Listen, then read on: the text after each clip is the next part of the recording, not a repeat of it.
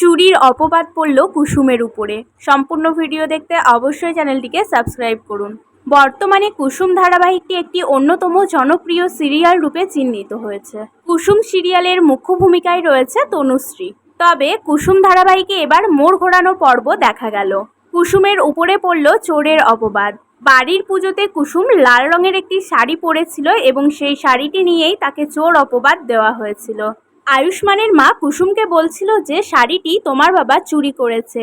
সেই সময় কুসুম বলে, না, আমার বাবা শাড়িটি চুরি করেনি। তখন সবাই কুসুমের উপরে দোষারোপ দিতে থাকে, কিন্তু কুসুম বারবারই বলছিল যে আমি শাড়িটা চুরি করিনি।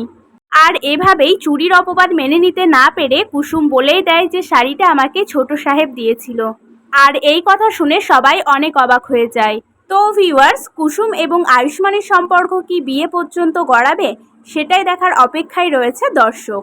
নতুন এই ধারাবাহিকটি টিআরপি তালিকাতেও নিজেদের জায়গাকে খুবই পাকাপোক্ত করে নিয়েছে। কুসুম ধারাবাহিকটি টিআরপি তালিকাতেও প্রথম 5-এ জায়গা করে নিয়েছে। তো ভিউয়ার্স, কুসুম ধারাবাহিকটি আপনাদের পছন্দের তালিকাতে কত নম্বরে আছে সেটা অবশ্যই জানাবেন। ভিডিওটা ভালো লাগলে একটা লাইক করে পাশে থাকা বেল আইকনটা প্রেস করে দেবেন, যাতে ভিডিও নোটিফিকেশন সবার আগে আপনার কাছে পৌঁছে যায়।